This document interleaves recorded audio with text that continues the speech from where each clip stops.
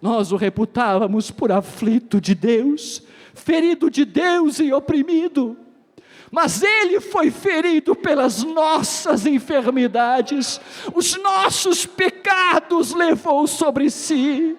O castigo que nos traz a paz estava sobre Ele, e pelas suas pisaduras fomos sarados. Aleluia.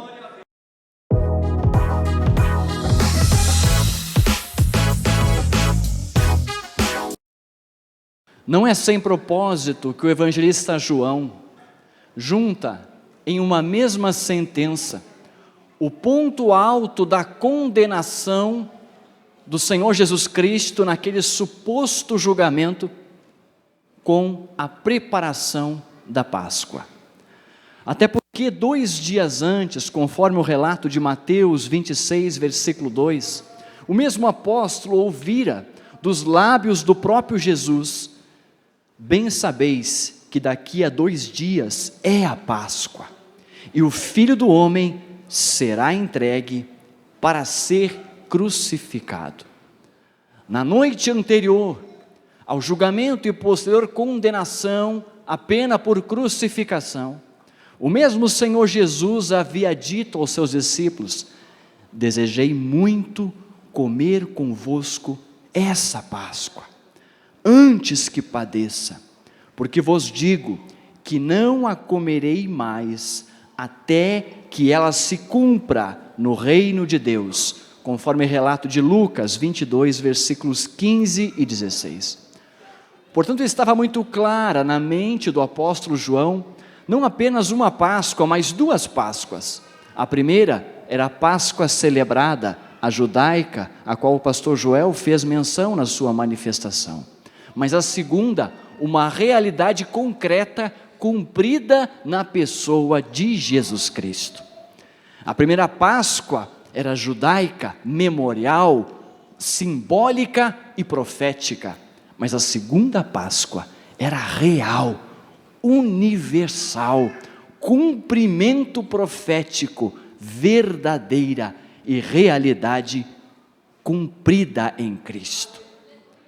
A palavra Páscoa, como muito bem apontou o nosso pastor, vem do hebraico pesar, e significa passagem, passar por cima, ou saltar a marca, e remete justamente àquela primeira Páscoa, naquela noite fatídica, em que a graça divina fez distinção entre os que serviam a Deus, no caso, os filhos de Israel, e os que não serviam, o estado opressor do Egito. Naquela noite tenebrosa, a justiça divina executou o juízo, matando a todos os primogênitos. Deus visitou a todas as casas naquelas cercanias, e em cada casa havia pelo menos um morto. O terror, o pranto, o choro, o clamor se espalharam por todo o Egito, mas entre os filhos de Israel, nem mesmo um cão mexia a sua língua. Por quê? Porque antes do juízo divino, Israel se preparara com um sacrifício. O cordeiro fora morto, a carne, a família dos israelitas comeram dentro das portas, mas o sangue no exterior da porta foi marcado em ambas as ombreiras e na verga da porta.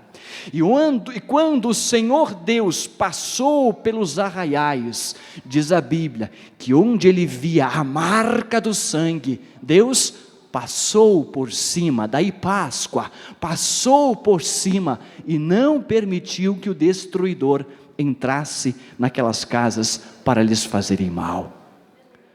Portanto, na primeira Páscoa, um cordeiro morreu para que os primogênitos vivessem.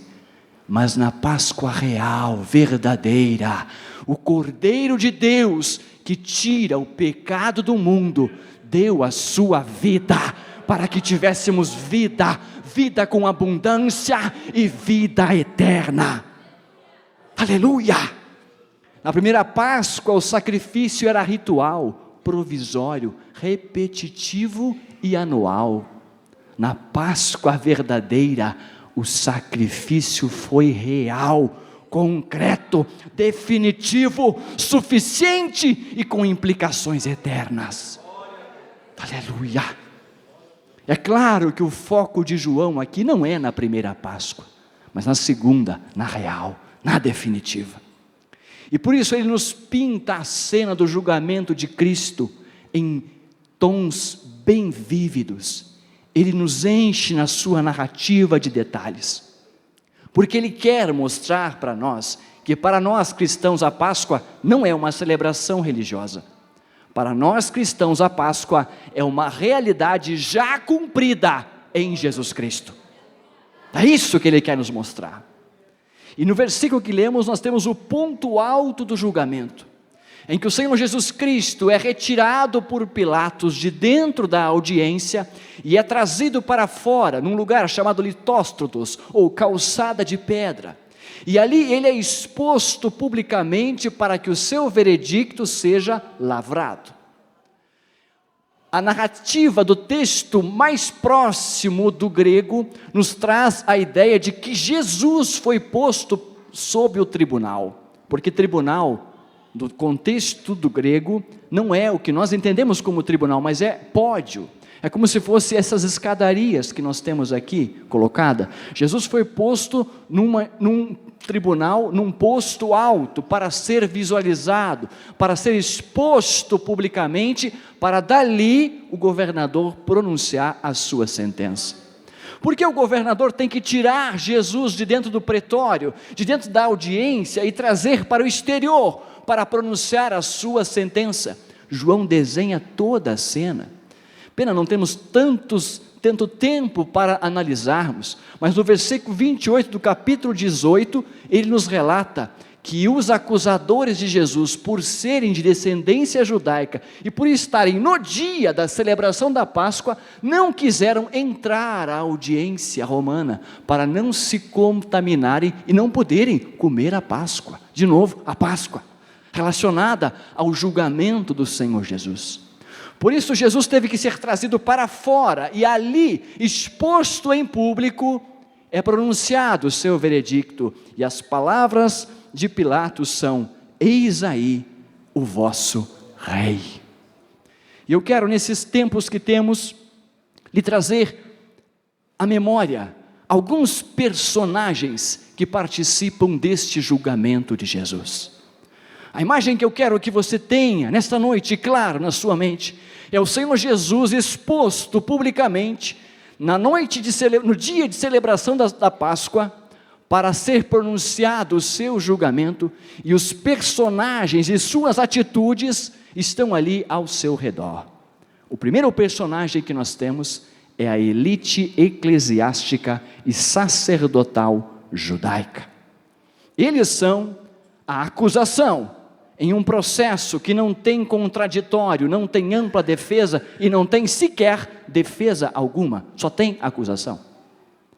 Neste processo, eles são a acusação, eles são corruptos, são corruptores. Eles acostumaram-se com o sagrado, e não existe coisa pior do que você se acostumar com o sagrado.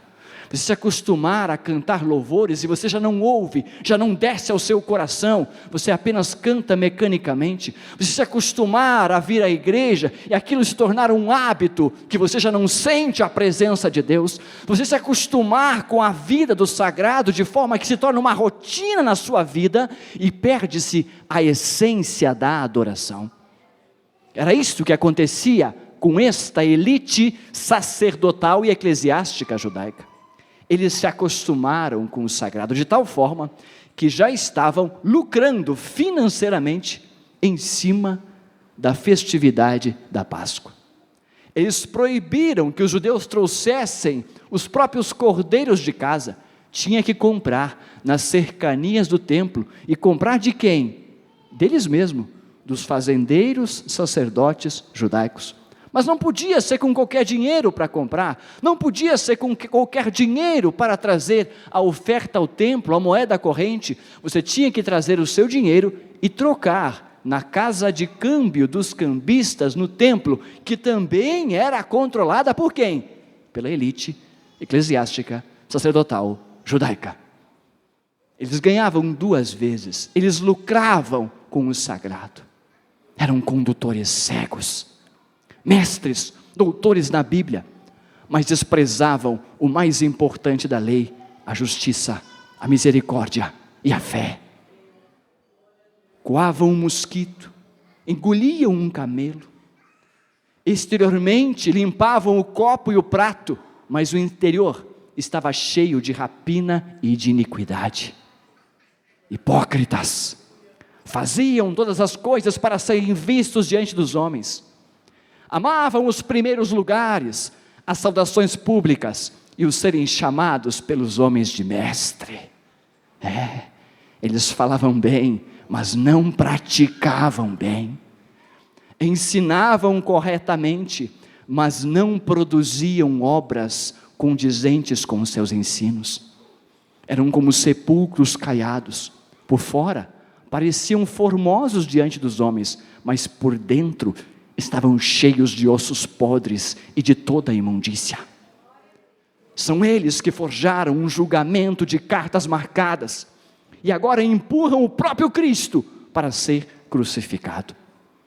Eles amaram de tal forma a glória dos homens, que estão dispostos a matar o Messias para proteger o seu reinado eclesiástico. Sobre eles, Jesus respondeu a Pilatos em João 19:11, aquele que me entregou a ti, maior pecado tem. Mas sabe o que mais me chama a atenção e o que me mais dói? É que estes personagens, a atitude desses personagens, representam multidões de crentes nominais, que abandonaram o seu primeiro amor. Professam que amam a Cristo, mas o negam com as suas obras. Reconhecem que a Bíblia é a palavra de Deus, mas a reduziram a um livro de cabeceira, colocaram na cabeceira da cama e não leem mais. Dizem que reconhecem que a oração é falar com Deus, mas há muito tempo não ouvem a voz do Eterno. Dizem que reconhecem e que creem na atualidade dos dons espirituais, mas não pagam o preço para ter a manifestação desta graça em sua vida. Dizem que professam viver no Espírito, mas dia após dia vão baixando as linhas de resistência ao pecado, e estão convivendo com o pecado. Estes são aqueles de quem o escritor aos Hebreus capítulo 6, versículo 6 disse, que recaíram de tal forma que não podem mais ser renovados para o arrependimento, pois, quanto a eles, de novo, crucificam o Filho de Deus e o expõem ao vitupério. Eles pagaram o suborno exigido por Judas Iscariotes, raptaram o Messias às escondidas no Getsêmani, forjaram o julgamento ilegal, noturno, viciado, e agora são os mesmos que puxam o coro, crucifica-o, crucifica-o. Isso nos faz trazer para a cena do julgamento o segundo personagem. Ele se chama Pôncio Pilatos. É o 5º governador da pequena província da Judeia. Ele governou cerca de 10 anos, entre 25 e 37 depois de Cristo. Não, ele não tem sangue azul, tá? Ele não vem das famílias senatoriais. Também ele não vem dos grandes proprietários de terra. Ele conquistou a sua posição pelo fio da espada. Ele vem da ordem dos cavaleiros, aqueles que se destacaram pela luta armada. Por isso mesmo, ele sempre é visto no texto sagrado intimamente ligado a um grupo de soldados leais. Este homem, do ponto de vista da sua carreira política, ele vem de Alexandria, onde antes era procurador, e Filo, o célebre historiador de Alexandria, o descreve como ladrão, corrupto, violento. Flávio Joséfo, notável historiador hebreu, o descreve como áspero, cruel, sanguinolento. É um homem sem escrúpulos, é um homem sem medos. Ele lava as suas mãos porque ele sabe que elas estão sujas de sangue. Ele tem faro para identificar potenciais inimigos, Mas é este homem cruel que, segundo o relato de João 18:38, está convencido de que aquele acusado é um inocente. Conforme o relato de Marcos 15:10, ele sabe que ele foi entregue por inveja. Ele já viveu bastante para saber que aquele acusado não oferece qualquer risco ao Estado romano. Mas ele é um homem fraco de caráter, é um homem vil. Ele tem muito a perder em desagradar os judeus. Ele está muito preocupado com os seus interesses, de não perder a posição que lhe custou tão caro. E então, querendo satisfazer os judeus, ele ordena que Jesus seja açoitado. Mas no açoitamento romano, os irmãos aqui na encenação pegaram leve com Bruno, né, Bruno? Mas o chicote não era aquele que o Bruno levou umas chibatadas aqui. No chicote romano, as tiras de couro possuíam na sua ponta objetos pontiagudos de chumbo, pedaços de osso ou metal, de forma que a vítima era amarrada em uma coluna baixa, com suas mãos amarradas e pés, e açoitada de ambos os lados por 2 soldados até 39 chibatadas. Quando aqueles objetos, golpe após golpe, feriam as costas do condenado, os objetos entranhavam na sua pele, rompendo os tecidos, e quando puxava o chicote, ele vinha rasgando de dentro para fora, de forma que muitas vezes na flagelação romana por açoitamento, as vítimas morriam debaixo do chicote dos seus algozes. Mas normalmente, ao final do açoitamento, se você olhasse para aquelas pisaduras, você conseguiria enxergar os órgãos internos do corpo do condenado. Quando Pilatos submete a Jesus, sabendo que ele é um inocente, a este suplício, ele comete um erro terrível. Primeiro, ele mostra a sua fraqueza como líder. Segundo, ele dá legitimidade à causa dos acusadores. Terceiro, ele dá o início à rendição às suas exigências. Sabe qual é a atitude de Pilatos? É a atitude daqueles que reconhecem que Jesus é bom, mas não se submetem a Ele.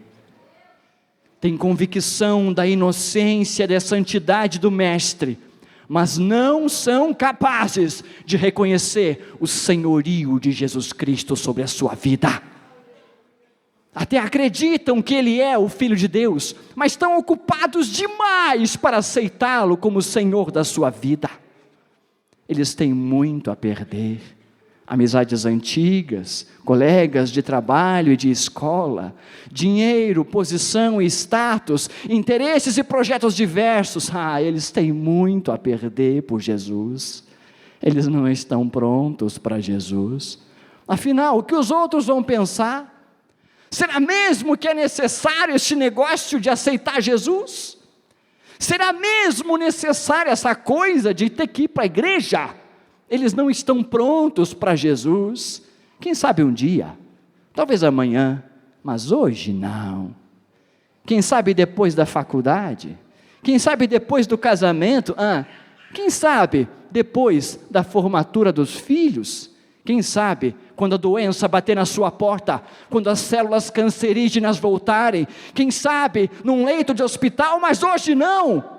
Hoje é o dia aceitável, hoje é o dia da salvação. Aleluia! Jesus diz em João 12:25, quem ama a sua vida, perdê-la-á, mas quem neste mundo aborrece a sua vida, guardá-la-á para a vida eterna. Aleluia! A atitude desses é daqueles que continuam dando chibatadas em Jesus. Reconhecem-no como inocente, mas estão ocupados demais para defendê-lo. São tão insensíveis como Pilatos, que depois desse sacrilégio, ainda têm coragem de apresentar Jesus publicamente e expor aos judeus, dizendo, eis aí o vosso rei. E então temos que trazer os terceiros personagens para a cena do julgamento: os soldados. Os acusadores não se satisfazem em ver Jesus machucado. Eles não se satisfazem em ver Jesus quase à morte. Então Pilatos entrega o vulnerável nas mãos dos soldados. E é terrível você se dar conta de como o ser humano pode ser maldoso. Como o ser humano é capaz de fazer maldade com alguém que já está vulnerável. Aliás, os soldados romanos eram muito criativos em gerar instrumentos de tortura. Parece que qualquer coisa que estivesse à sua mão, eles conseguiam transformar em um instrumento de tortura. Ali não tinha muito, mas tinha espinhos. Então eles mesmos teceram uma coroa de espinhos e a empurraram na cabeça de Jesus. E quando os espinhos vão descendo à fronte do mestre, eles vão penetrando a sua derme, rompendo a sua epiderme, fazendo Jesus sangrando. Eles vestem Jesus com um manto vermelho, tipo essas capas que os soldados romanos usavam. Colocam em sua mão uma cana e se curvam diante dele dizendo: salve, rei dos judeus. Era a violência psíquica, a violência emocional que dói mais do que a violência física. Mas não satisfeito, eles lhe cospem no rosto, eles lhe dão bofetadas, e então alguém tem uma brilhante ideia, arranca a cana da mão de Jesus e, isso mesmo, começam a bater com ela na cabeça dele, e os espinhos vão penetrando mais profundamente. Bárbaros, cruéis, não sabiam eles que ele foi ferido pelas nossas transgressões, moído pelas nossas iniquidades. Como cordeiro mudo foi levado ao matadouro, e como ovelha muda não abriu a sua boca. Nós o reputávamos por aflito de Deus, ferido de Deus e oprimido. Mas ele foi ferido pelas nossas enfermidades, os nossos pecados levou sobre si. O castigo que nos traz a paz estava sobre ele, e pelas suas pisaduras fomos sarados. Aleluia, aleluia. A atitude dos soldados demonstra aqueles que tiram proveito de Jesus, mas não querem valorizar o seu sacrifício. Eles querem as bênçãos do mestre, eles querem ser salvos, desejam ser abençoados, mas não querem compromisso com Deus, não querem render-se a Cristo, não querem aceitar o senhorio do Senhor. Eles estão mais preocupados em se divertir, eles querem o melhor da terra, o melhor desta vida, mas não querem viver para Ele, não querem identificar-se com Ele, não querem permitir que Ele domine as suas vidas, não querem viver uma vida que glorifique a Ele. Senhor Jesus é mais do que um mártir, Ele é o nosso Salvador. O apóstolo Paulo fala em 1 Coríntios, capítulo 5, versículo 7, Cristo, a nossa Páscoa, foi sacrificado por nós. Ele não fez isso por uma causa nobre, Ele não fez isso para sensibilizar o mundo, não, Ele não fez isso para pregar a paz entre os homens, Ele fez isso por você. O sacrifício dele foi por você. E então temos que trazer o último personagem à cena do julgamento. Sou eu, é você.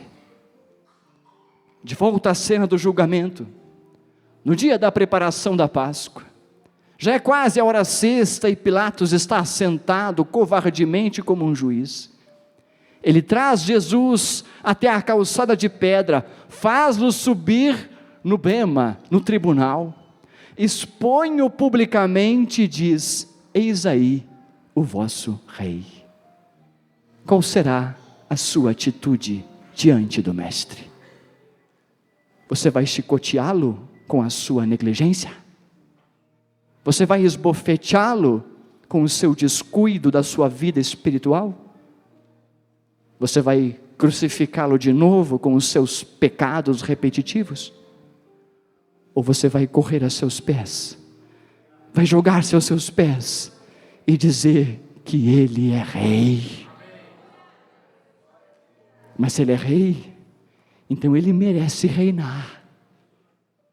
Se Ele é Rei, Ele merece obediência verdadeira. Se Ele é Rei, Ele merece rendição completa. Se Ele é Rei, Ele merece controle total sobre a sua vida. Vivemos em uma geração descuidada e apressada, uma geração desesperada, sem absolutos, sem restrições, sem valores eternos. A geração mais tecnológica e inteligente da história é também a geração mais deprimida e suicida da história. O resultado de uma vida da qual Cristo foi excluído. Mas hoje você é desafiado. Eis aí o vosso Rei. Qual será a sua atitude?